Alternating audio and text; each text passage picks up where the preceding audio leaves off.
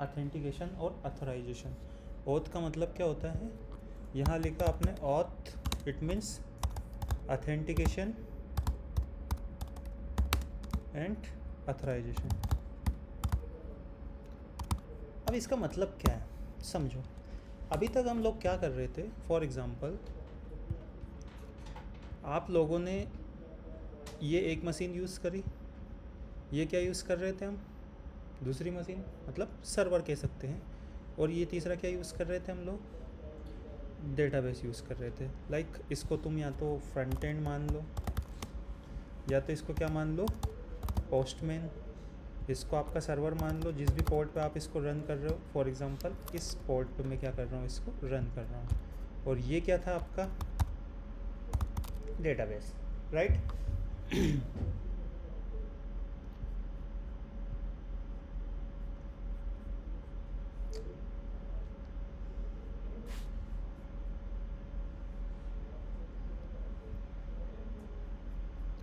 ये था आपका डेटाबेस, फ्रंट एंड या पोस्टमैन, सर्वर, और ये आपका डेटाबेस। अभी आप लोग क्या कर रहे थे कि यहाँ से आपने रिक्वेस्ट हिट करी इस पे, फॉर एग्ज़ाम्पल कुछ आपने पोस्ट किया, ठीक, तो आपने पोस्ट, मैं यहाँ पे लिख देता हूँ, आपने कुछ पोस्ट मेथड यूज़ करके भेजा। यहाँ पे क्या भेजा आपने, नेम, ईमेल, तीसरा क्या भेजा आपने यहाँ से, पासवर्ड, और एज, मोबाइल, etc करके कुछ आपने डिटेल भेजी। मतलब ये किससे रिलेटेड डिटेल है, सारी की सारी आपकी यूज़र से रिलेटेड। जब पहली बार यूज़र आपके सिस्टम पे एंट्री करता है, मतलब वो क्या काम कर रहा है, आपका रजिस्ट्रेशन कर रहा है। क्या बोलते हैं हम इसको, रजिस्ट्रेशन। यूज़र आपका सिस्टम पे क्या कर रहा है, पहली बार रजिस्ट्रेशन, मतलब पहली बार आया यूज़र रजिस्ट्रेशन पेज पे गया, फ्रंट एंड पे, जैसे ही उसने रजिस्ट्रेशन किया, आपके पास ये मल्टीपल डेटा आपके सिस्टम पे आता है, राइट। क्या आता है, नेम, ईमेल, पासवर्ड वगैरह, या मल्टीपल फील्ड्स जो भी आप एज ए इनपुट किससे लेना चाहो, यूज़र से लेना चाहो, राइट। अब आपको पता है कि यूजिंग API कहाँ आ जाता है, ये आपके सर्वर पर। तो आपके सर्वर आपको पता है कि क्या करता है, उस डेटा को कहाँ क्रिएट कर देता है, डेटाबेस के अंदर।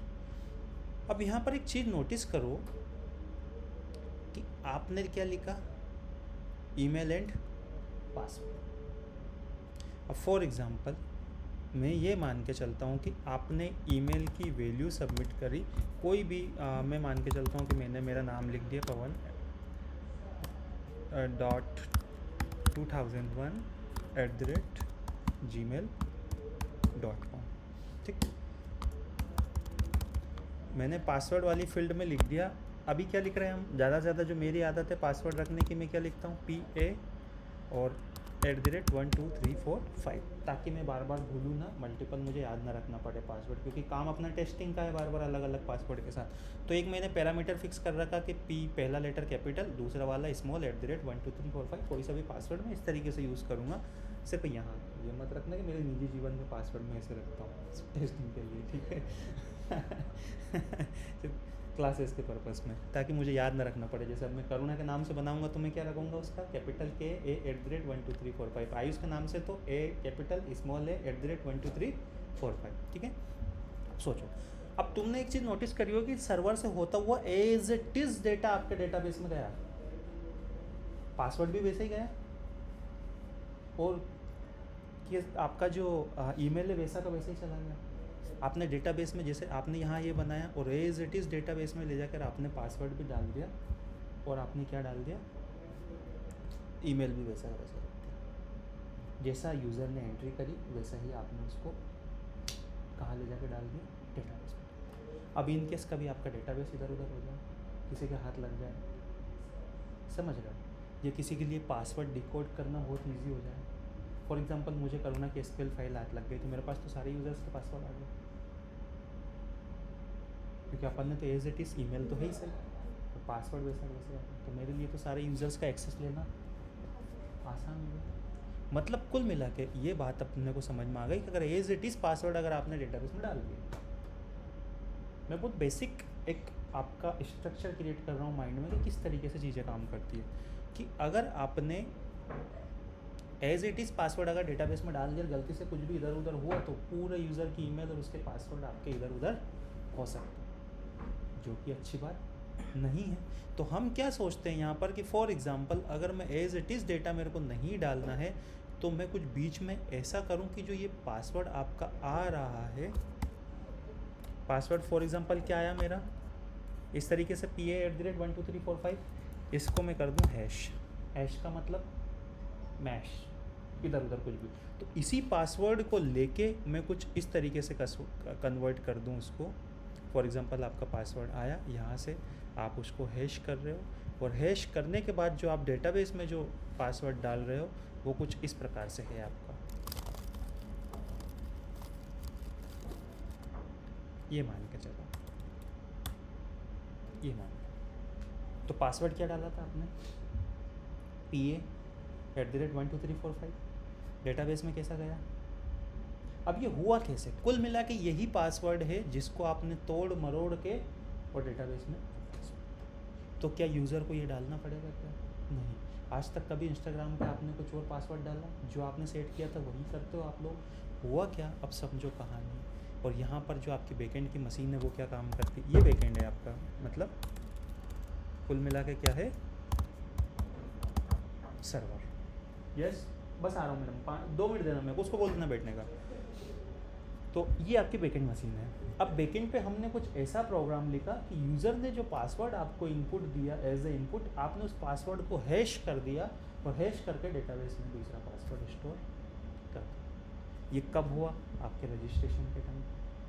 तो जो यूज़र ने जो पासवर्ड दिया, आपने उस पासवर्ड को हैश किया और डेटाबेस में हैशिंग पासवर्ड आपने क्रिएट कर दिया। तो अब डेटाबेस में आपका ओरिजिनल पासवर्ड सेव नहीं होगा। कौन सा पासवर्ड सेव होगा डेटाबेस में, आपका हैश पासवर्ड जो आपने किससे क्रिएट किया, बैकएंड से। अब इसने लॉगिन किया, सॉरी आयुष ने रजिस्ट्रेशन किया तो इसका जो पासवर्ड है वो भी हैश होगा। करुणा ने रजिस्ट्रेशन किया तो इसका पासवर्ड भी हैश होगा। हर्षिता ने रजिस्ट्रेशन किया तो उसका पासवर्ड भी क्या होगा, हैश होगा।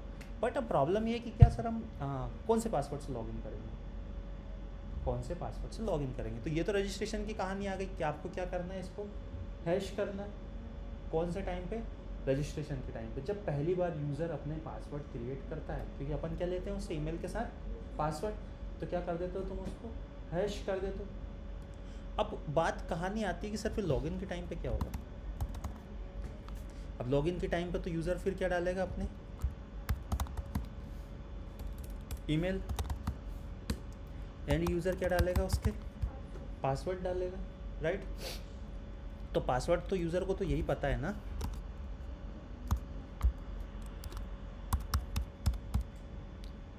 PA@12345, ये तो ये डालेगा। अब क्या करना है, अब आपकी ये बैकएंड के लॉजिक की जिम्मेदारी है कि आप क्या करो, उसको कंपेयर करवाओ। कैसे, डेटाबेस में कौन सा पासवर्ड है, ये वाला। यूज़र कौन सा डाल रहा है लॉगिन के टाइम पे, ये वाला। रजिस्ट्रेशन के टाइम पे कौन सा डाला था आपने, ये वाला। तो अब आपको पता है कि यूज़र की क्या आ रही है अपने पास, ईमेल। अब आप क्या चलाओगे, एक क्वेरी चलाओगे, डेटाबेस से क्या निकालोगे, सॉरी कहाँ भूल गए आप, यहाँ आ जाओ।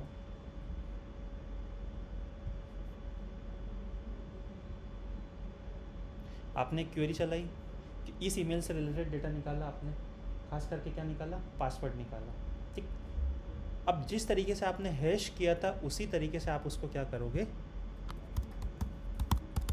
कंपेयर, कि क्या यूज़र ये जो पासवर्ड डाल रहा है और जो हमारे पास जो ऑलरेडी डीबी में जो पासवर्ड पड़ा है, क्या दोनों आपस में कंपेयर हो रहे हैं। समझ रहे हो मेरी बात, क्या कह रहा हूँ मैं, कि क्या यूज़र ने जो ये पासवर्ड डाला और क्या डीबी में जो हमारे पास पासवर्ड पड़ा था, क्या दोनों आपस में कंपेयर हो रहे हैं।